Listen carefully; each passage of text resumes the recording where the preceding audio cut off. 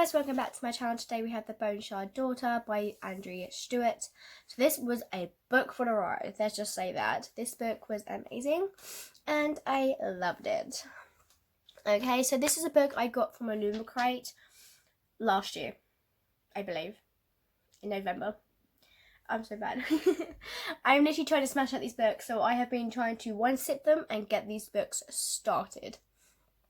So this is the cover. The cover is amazing. I love this key. So inside it was signed by the author, and we also did get this bookmark. It says, "I was the Emperor's daughter, and now I would show him that broken daughters can wield power." And this book was flipping amazing the way that it turned out. What is that? Yeah, look, we have a little cover art. So I could have put the book plate there, to be honest. So just a black hardback with some silver spine. And then let's get to this part.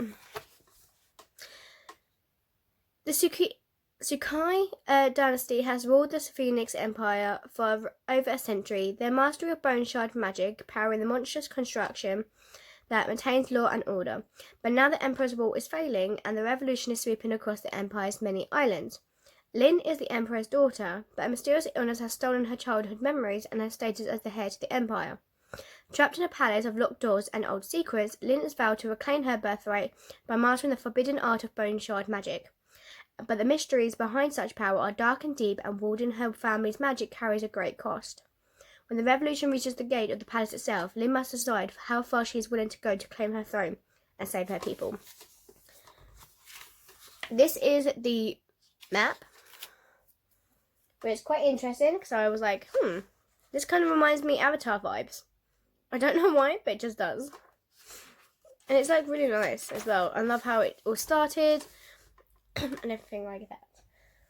So, Emperor Shi Yan rules the Phoenix Island throughout a network of construction controlled by his bone shard magic. Magic comes at a high price at the Empire's citizens, a price that many are unhappy paying. The Emperor is obstinately using his magic to protect his people from the Aglankia. I'm sorry if I said that name wrong.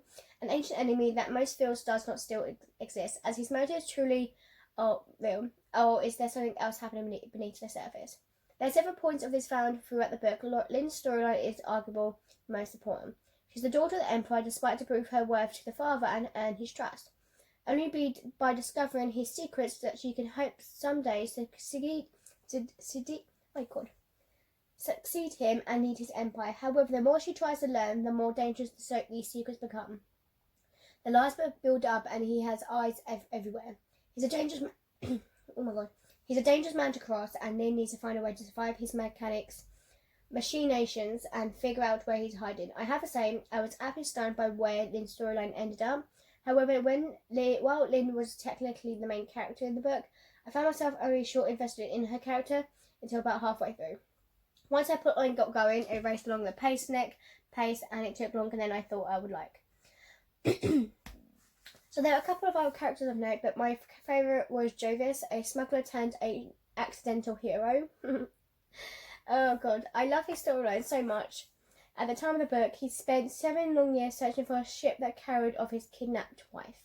He's also managed to find himself on the wrong side of the both Emperor and the Lofev Cant, a brutal crime society. While trying to avoid both a bounty and assassins, he rescues a child.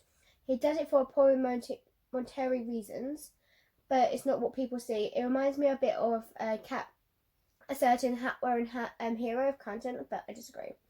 As his reputation spreads, his legend grows. I loved watching all the internal battles between Jovis' desire to find his missing love and his strong, if odd, moral compassion. He also incredible curious about Jovis' finding a companion and who or what he is. The way his narratives Okay, so about where did I get to? So the way the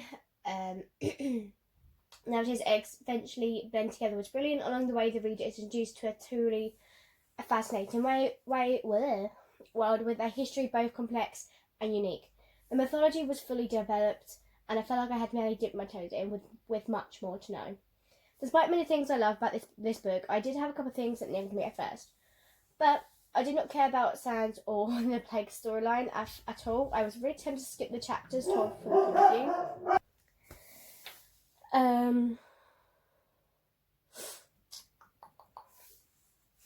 But they did end up being useful in the further of the story, but I still was not a fan. My other complaint is that the way the chapters ended. Each chapter ended on a cliffhanger, whether it needed to be or not. Often the next chapter, its particular character viewpoint, would jump ahead a bit, not really explaining how the character go out or whatever, scrape the previous chapter as ended on. It became a confusing at times. I'm not sure exactly why the author felt the need to chose that way, but after that I found myself sighing a little bit, but that's fine. Despite my slight annoyance, I enjoyed the book. The last half ramped up quickly and anxious to see what happens next. In the next book, which is The Bone-Shard Emperor. The turning point that took the book for a setup to the meat of the story was brutal and unexpected. I love it and I recommend this book to those who do not have a mind slow build-up and appreciate a complicated storyline with politics, learning, and a far bit of magic. So this was a book that I'll definitely read over and over again because it was like an intriguing book, and anything involving kind of these kind of simple lines I will enjoy.